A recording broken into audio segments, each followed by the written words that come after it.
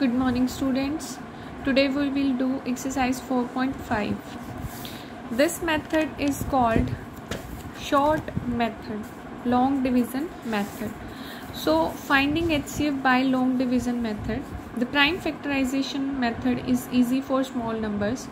मतलब आप small numbers के लिए तो प्राइम फैक्टराइजेशन मेथड का यूज़ कर सकते हो, बट जो लार्जर नंबर होते हैं उनके लिए आपको ये मेथड यूज़ करना इजी रहता है।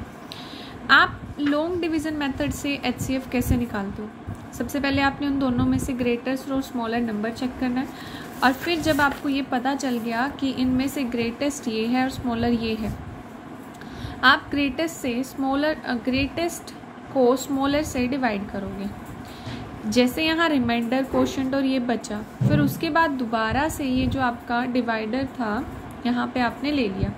9 3 27 कट, एक ऐसा नंबर आएगा लास्ट में जो दोनों नंबर्स को हाईली काट सकता है, तो उसे हम एचसीएफ कहते हैं। ये तो आपको पता ही है।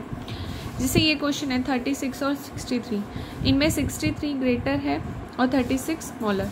सो 63 अंदर, 36 जैसे नॉर्मल आप डिवीज़न की प्रोसेस करते हो वैसे ही आपने करना है। 36 अंदर, 36 27, then after 36 you will take inside and 27 outside.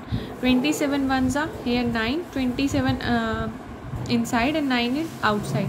9 3s are 27, so 9 is your HCF. So similar you have suppose 605 and 935 a number. 605 आपका छोटा नंबर है और 935 ग्रेटर नंबर है, बड़ा नंबर है। उसको अंदर लिया और उसको डिवाइड करने के बाद जैसे आपकी नॉर्मल डिवीज़न प्रोसेस होती है, तो 330 और 1, 605 से फिर दोबारा 330 को डिवाइड किया तो 75, फिर 330 को अंदर लिया तो 4 पे 300 आया, और फिर 30 को बाहर और 35 को अंदर, तो 32 सा 60 और 15 बाहर आया और 30 अंदर, तो 15 2 सा 30, ये कम्प्लीटली कैंसिल हो गया। That means remainder will be 0। तो जहाँ पे आपका रिमाइंडर 0 आएगा वो आपका क्या होगा? HCF होगा। ठीक है।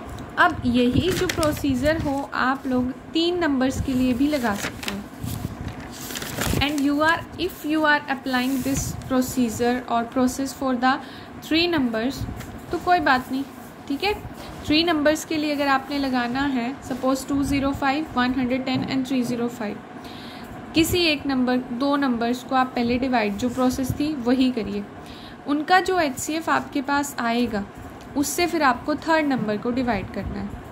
ठीक है।